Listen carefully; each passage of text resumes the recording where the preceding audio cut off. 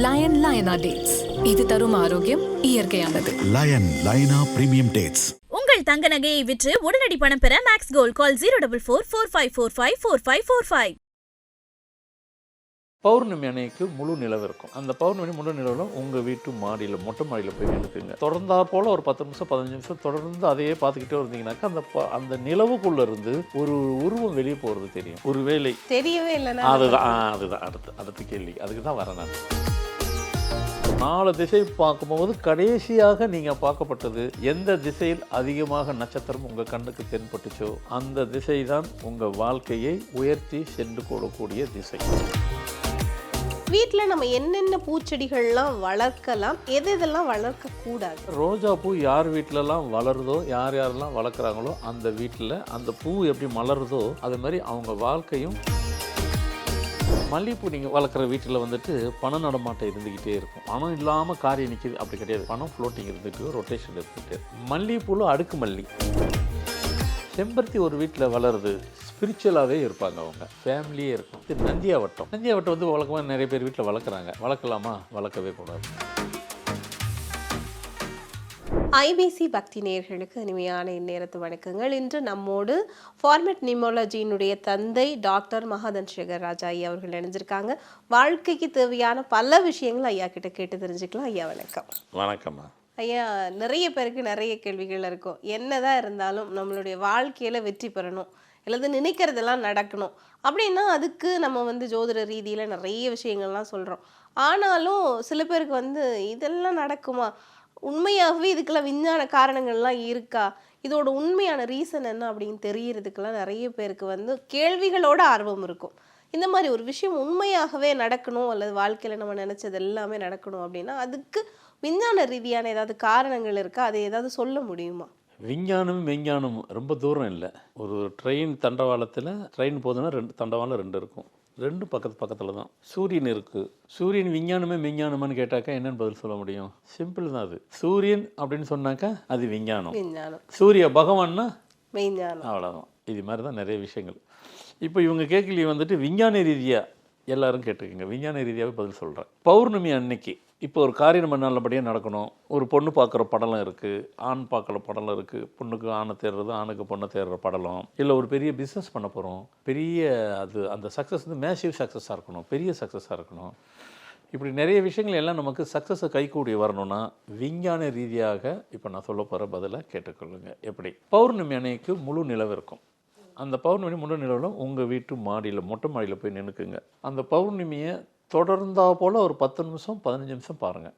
ஏன்னா பௌர்ணமி அன்றைக்கி எல்லோரும் நிலவு பார்க்குறோம், யாரும் பார்க்காதில்ல.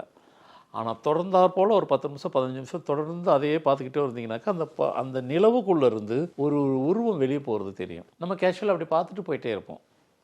இனிமேல் அப்படி பார்க்காம தொடர்ந்து 10 நிமிஷம் 15 நிமிஷம் தொடர்ந்து பார்த்தீங்கன்னா ஒவ்வொரு டைம் ஒரு உருவமாக போவோம். நீங்கள் என்னென்ன உருவம்னு என்னை கேட்காதீங்க. ஏன்னா நான் இப்போ சொன்னேன்னா நீங்கள் அந்த உருவத்தை தேடுவீங்க.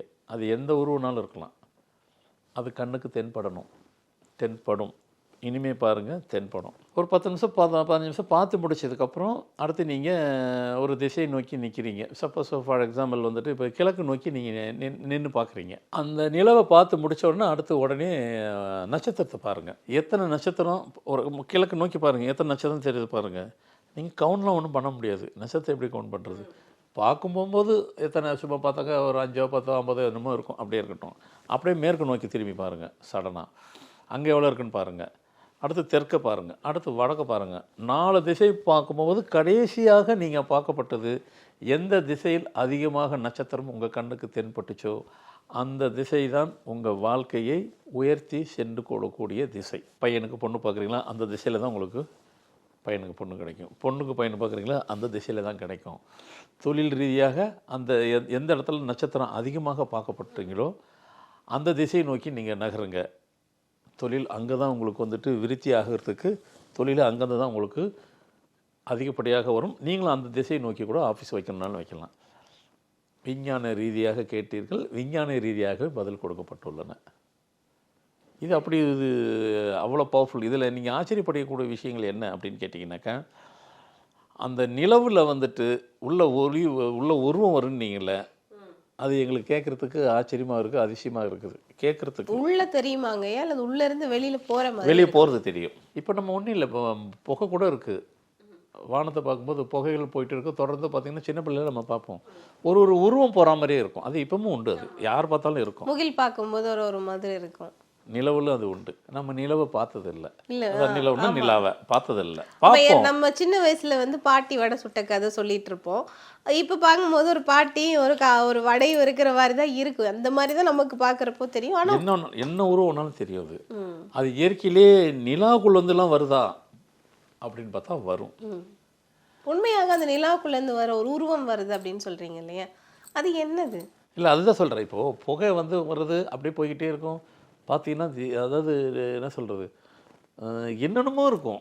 நம்ம பார்க்குற உருவம்லாம் வந்துட்டு அப்போவே நம்ம பார்த்துட்டோம். டைனோசர் இப்போ தான் கண்டுபிடிச்சாங்க. நம்ம அப்போவே டைனோசர் மாதிரியே இருக்கும். அதில் நிறைய உருவம்லாம் நீங்கள் கேட்குற மாதிரி என்ன உருவம் நான் முதல்ல அதான் சொன்னேன்.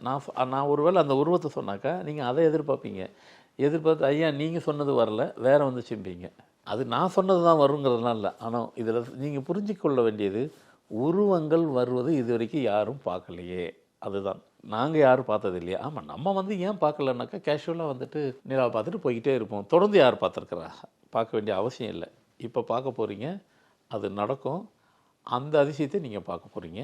எல்லா கண்ணுக்கும் தெரியும். ஒருவேளை தெரியவே இல்லைன்னா அதுதான் அடுத்த கேள்வி. அதுக்கு தான் வரேன் நான். பார்க்குறவங்க அவ்வளோ பேருக்கு தெரியும், ஒரு சில பேருக்கு தெரிய வரவில்லை.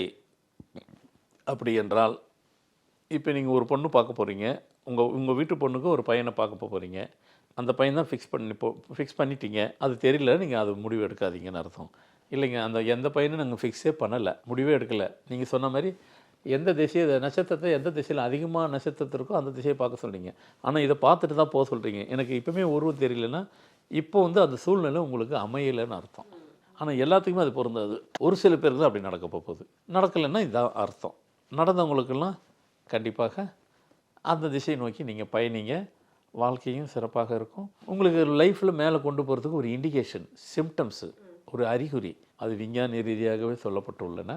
இனி அதை ஃபாலோ பண்ணுவீங்கன்னு நினைக்கிறேன். எனக்கு இதில் ஒரே ஒரு கேள்வி தாங்க. என்னன்னா, இந்த அங்கேருந்து ஒரு உருவம் வருது அப்படின்னு சொல்கிறீங்களே, ஏதோ ஒரு உருவம் நம்ம கண்ணுக்கு அது புரியும். அந்த உருவம் உண்மையாக யார், அதை நம்ம யாராக நினச்சிட்டு பார்க்கணும், அந்த உருவத்தை வணங்கணுமா, அப்படி ஏதாவது இருக்கா? இல்லை, நாம் யாருமே நினைக்க வேண்டாம். இப்போ இந்த புகை கூட அந்த போகுது, அந்த ஒரு ஸ்கைலே வந்து பார்த்திங்கன்னா உருவமாக இருக்குது. அந்த உருவத்தை நம்ம என்ன வணங்குறோமா? இல்லை. ஆனால் அதெல்லாம் சாத்தியமானா சாத்தியம். ஆனால் என்ன ஒன்றுன்னா, அதை தான் பார்த்தோம். ஒருவேளை இந்த உருவம் இது வரைக்கும் நம்ம பார்த்ததில்லை, கேள்வியே பட்டது இல்லையே இது வரைக்கும். ஏன்னா நம்ம சொல்கிற நிறைய தகவல்கள்லாம் வந்து பார்த்திங்கன்னா கேள்விப்படாத இருக்கும். ஆனால் அதெல்லாம் உண்மை. யாருக்கும் வந்து நம்ம அதுக்கு மெனக்கெடலை. நீங்கள்லாம் நான் மெனக்கிட்டேன். இதுதான் வித்தியாசம் ஒழிய, நீங்கள் சொன்ன மாதிரி அதை வணங்கணுமா அப்படிலாம் தெரியல. அது அவங்க கண்ணுக்கு என்ன தெரியல. அதாவது உருவம் போகிறதுங்கிறது வேறு, காய்ச்சி கீச்சி கொடுத்தா வணங்கிக்கிங்க, ஒன்றும் தவறு இல்லை. அவரோட திடீர்னு கடவுளே நீரை நேராக காய்ச்சி கொடுத்துட்டாருனாக்கா அதெல்லாம் சாத்தியமா? உலகத்தில் சாத்தியம் அல்லாதது எதுவுமே கிடையாது. என்ன நம்ம பொறுமையாக அதை வந்துட்டு அதை ஃபாலோ பண்ணும் பட்சத்தில் அதை ஃபாலோ ஆகும்போது அதை சாத்தியப்பட்டு போகும். ஒருவேளை காட்சி கொடுத்தா வணங்குங்க, காட்சி இல்லைன்னா உருவமாக தெரிஞ்சாக்க பார்த்துக்கொள்ளுங்க. ஓ, விஞ்ஞானமும் ஒன்று தான், இதுக்கு அதுக்கும் ரொம்ப தூரம் வித்தியாசம் இல்லை. அதுக்கு தான் முதல்ல சொன்னேன் சூரியனை பற்றி. இப்படி நிறைய விஷயங்கள் கனெக்டிவிட்டியோடு மனிதனோடு இருக்கிறது. அப்படி நம்ம புரிஞ்சு கொள்ளலாம், தெரிந்து கொள்ளலாம். வெறும் அன்றாடம் கேஷுவலாக போன விஷயங்களுக்குள்ளே இவ்வளோ ரகசியம் இருக்குது. நம்ம வாழ்க்கையில் நம்ம ஒரு காரியத்தை நல்லமாக சக்ஸஸ், பெரிய மேசிவ் சக்ஸஸ் ஆகணும், பிரம்மாண்ட சக்ஸஸ் வெற்றி ஆகணும்னா இயற்கை சார்ந்ததை செய்யும் பட்சத்தில் அதெல்லாம் பெரிய வெற்றியை கொடுக்கும். இந்த இடத்துல நம்ம வீடு அப்படின்னு எடுத்துக்கிட்டோம் அப்படின்னு சொன்னால், நம்ம நிறைய பூச்செடிகள்லாம் வளர்க்குறோம். இன்றைக்கும் பூச்செடி, அந்த பூச்செடியில் ஒரு பூவை பார்த்தாலே அவ்வளோ ஹாப்பியாக இருக்கும் எல்லாருக்குமே. வீட்டில் நம்ம என்னென்ன பூச்செடிகள்லாம் வளர்க்கலாம், எதெல்லாம் வளர்க்கக்கூடாது? இந்த பூவை வளர்க்கும் போதே நம்ம அதனுடைய பிரதிபலனை தெரிஞ்சிக்காமல் வளர்க்குறோம். ஆனால் இப்போ தெரிஞ்சுக்கிட்டு வளர்க்கணும். அதனால் வந்துட்டு நிறைய பேர் இதெல்லாம் ஒரு வேலையா, இதெல்லாம் ஏன் செய்யணும் அப்படிங்கிறது பொதுவாக அப்படி சில பேர் நினைக்கிறது உண்டு. எப்படினாலும் நினச்சிக்கலாம் உண்டு. ஆனால் அந்த பூக்களும் எப்பவுமே நாம் ஆத்மாத்மாக ஒரு காரியம் செய்யும்போது அது நமக்குள்ளே ஒரு கனெக்ட் ஆகிடும். இப்போ உதாரணம் நான் இப்படி சொல்ல பாருங்க, ரோஜா பூ வளர்க்குறீங்க. எதுவுமே வந்து நம்மளோட கனெக்டிவிட்டிக்கு நமக்குள்ளே நம்ம வைப்புக்குள்ளே கனெக்ட் ஆச்சுன்னா தான் அது சாத்தியப்படும். ரோஜா பூ உங்கள் வீட்டில் வளர்க்குறீங்க, ரோஜா வளருது அப்படின்னாக்கா, ரோஜா பூ யார் வீட்டிலலாம் வளருதோ, யாரெல்லாம் வளர்க்குறாங்களோ அந்த வீட்டில் அந்த பூ எப்படி மலருதோ அது மாதிரி அவங்க வாழ்க்கையும் மலர்ந்து ஹாப்பியாக இருப்பாங்க, சந்தோஷமாகவே இருப்பாங்க. ரோஜாப்பூ மட்டும் வளர்க்குறவங்க வீட்டில் அவங்க வீட்டில் எப்பவும் ஹாப்பினஸ் இருக்கும், மகிழ்ச்சிகரமான வாழ்க்கையை வாழ்ந்து கொண்டு இருப்பார்கள். அதற்கு உதாரணமாக ரோஜாப்பூ அது காமிக்கிறது. அப்போ ரோஜாப்பூ விட்டு வளர்கிற ஹாப்பினஸ் தான் அதிகமாக காணப்படும் நாட்கள்லே. அடுத்து மல்லிகைப்பூ. ஏன்னா இதெல்லாம் வந்துட்டு அந்த மனிதனோட உங்கள் குடும்ப வாழ்க்கையோடு அது கனெக்ட் ஆகலைன்னாக்கா உங்களுக்கு வைக்கிறதுக்கு மனசு வராது. அதே மீறி அறகுறையாக வச்சிங்கனாக்கா வளரவே வளராது. அவங்க சொன்னாங்க, ஒரு தொலை பண்ணாங்க, அதுக்காக வச்ச அப்படின்னு நினச்சி நீங்கள் வச்சிங்கன்னா ரோசாப்பூ கடைசி வரைக்கும் பூக்காது. நீங்கள் செடியை வச்சுருப்பீங்க, அது பூக்கவே பூக்காது. நம்ம வீட்டில் வளர்க்குற பெட்டாக்கு மாதிரி தான். நீங்கள் அதை திட்டிட்டு சாப்பாடு போடுங்களேன், சாப்பிடுமான்னு பாருங்களேன், சாப்பிட்றது எல்லாம் இயற்கையோடு ஒன்றி போனது, ஊறி போனது, கனெக்டிவிட்டி உள்ளது தான். அப்போ நீங்கள் ரோசாப்பூ நீங்கள் வைக்கிறத பொறுத்து இருக்குது. உங்கள் ஆத்மாத்மா வைக்கும் போகும்போது அது உங்களுக்கு மகிழ்ச்சியாக, அது வளரும் போகும்போதே அது எப்படி மலருதோ உங்களையும் மலர வைக்கும் வாழ்க்கையை. மல்லிகைப்பூ நீங்கள் வளர்க்குற வீட்டில் வந்துட்டு பண நடமாட்டம் இருந்துக்கிட்டே இருக்கும், மணி ஃப்ளோட்டிங் இருக்கும். பத்தலை அது அப்புறமா பணம் இல்லாமல் காரியம் நிற்கிது அப்படி கிடையாது. பணம் ஃப்ளோட்டிங் இருந்துகிட்டு ரொட்டேஷன் இருந்துகிட்டே இருக்கும். மல்லிகைப்பூவில் அடுக்கு மல்லி நல்லா பெருசாக வரும், இவ்வளோ பெருசு வரும். அடுக்கு மல்லியில் நீங்கள் நினைக்கிற மாதிரி பூவில் பெரிய பூ அடுக்கு மல்லி கிடையாது. இதுதான் அடுக்கு மல்லி. எப்படின்னு கேட்டால் இது நீங்கள் மொட்டு விட்டு வளரும் போதே எப்படி 1 வாரம் 10 நாள் 2 வாரம் கூட ஆகும் அது ஃபுல்லாக வரத்துக்கு. மல்லிகைப்பூ அப்படி கிடையாது. 2 நாளுக்கு முன்னாடி மொட்டு விடும், 3ஆவது நாள் 4ஆவது நாள் ஃபுல்லாக மலர்ந்துடும். அதான் மல்லிகைப்பூ. ஆனால் அடுக்கு மல்லி மட்டும் 1 வாரம் ஆகும், 10 நாள் ஆகும், 2 வாரம் அவங்க முழுசாக மலர்ந்து தான் பெருசு வரும். அதான் அடுக்கு மல்லி. அதுவும் எல்லார் வீட்லேயும் வளராது.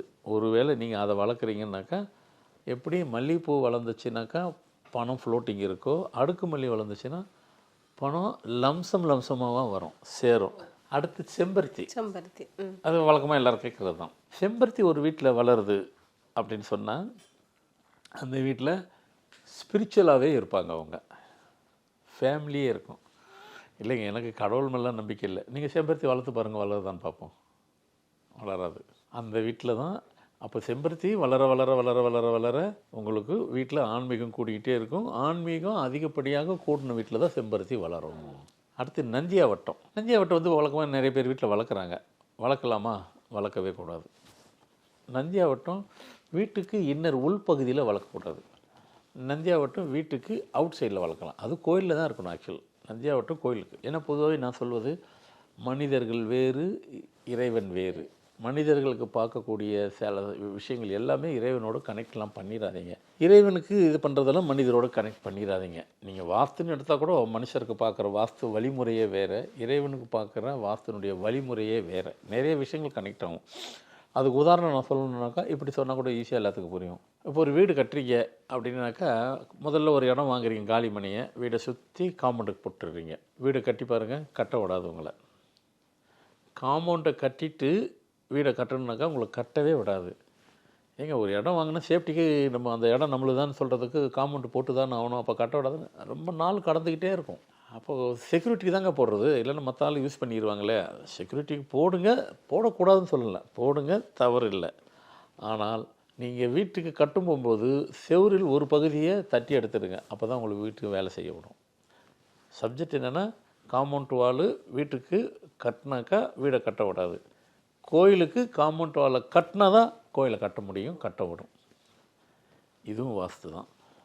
அதேமாரி கோயிலில் வாஸ்து மூலவர் உள்ள, அங்கே கோயிலுக்குள்ளே மூலவர் வெளியே தெரியணும், அது வாஸ்து, கோயில் வாஸ்து.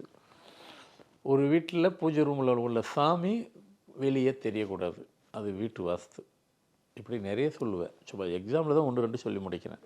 அதனால் மனிதனுடைய வழிமுறையே வேறு, இறைவன் நம்ம நினச்சிக்கிறோம் ரெண்டும் வேறு. நிறைய பேர் அப்படி நினச்சிக்கிட்டு செய்கிறாங்க, தவறு.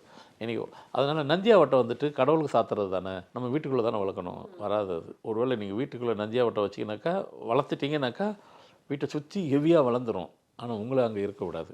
நந்தியாவட்டத்தை மொத்தத்தை தூக்கிடணும். எங்கே வைக்கணும்? உங்கள் வீடு காம்பவுண்ட் இருக்கு இல்லையா, காம்பவுண்டுக்கு அவுட் சைடில் வைங்க, அங்கே வேலி போட்டுக்குங்க.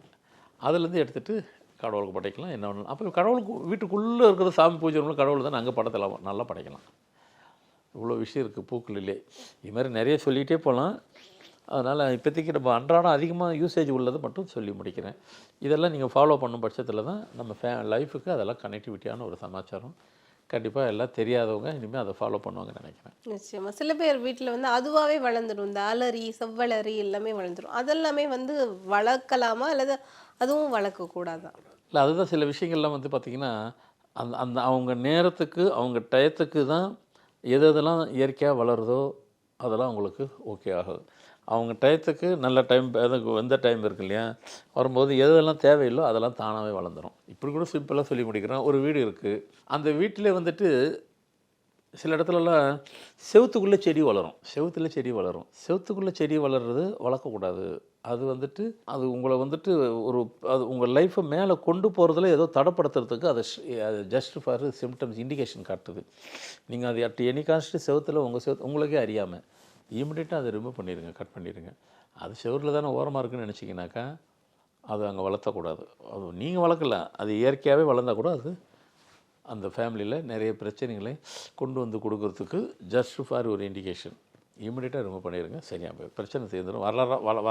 ஒரு பிரச்சனை வளரப்போகுது, அதை கட் பண்ணிங்கன்னா பிரச்சனையும் கட் ஆயிரும், தேவையில்லாத அதுவும் கட் பண்ணி விட்டால் எல்லாமே கட் ஆயிரும். அதை கண்டிப்பாக செய்யணும். அதாவது வீட்டில் வந்து என்னென்ன மாதிரியான செடிகள்லாம் எப்படியான எங்களுக்கான ஒரு வழிகாட்டல அல்லது நம்ம எப்படி இருக்க போகிறோம் அப்படிங்கிறதுக்கான சில இண்டிகேஷனை காட்டுது அப்படின்னு சொல்லி ரொம்பவே இன்ட்ரெஸ்டிங்காக பல விஷயங்களை சொல்லியிருந்தீங்க. இது சம்மந்தம் இன்னும் நிறைய கேட்கணும் அப்படிங்கிறது என்னுடைய ஆர்வம் கூட. இந்த காணொலியில் நம்ம இவ்வளோ கேட்கலாம், அதை தாண்டி நம்ம அடுத்தடுத்த காணொலிகள் இது சம்மந்தம் நிறைய விஷயங்கள் உங்ககிட்ட கேட்கலாம். நான் மட்டும் இல்லை, எங்களுடைய நேர்களும் ஆர்வமாக இருப்பாங்க இதை பற்றி கேட்கறதுக்கு. இந்த தருணத்துக்கும் இந்த நேர்காணலுக்கும் உங்களுக்கும் ரொம்பவே நன்றிங்க ஐயா. வணக்கம். லயனா டேட்ஸ், இது தரும் ஆரோக்கியம் இயற்கையானது. லைனா பிரீமியம் டேட்ஸ். உங்கள் தங்க நகையை விற்று உடனடி பணம் பெற மேக்ஸ் கோல்ட் கால் 04445454545.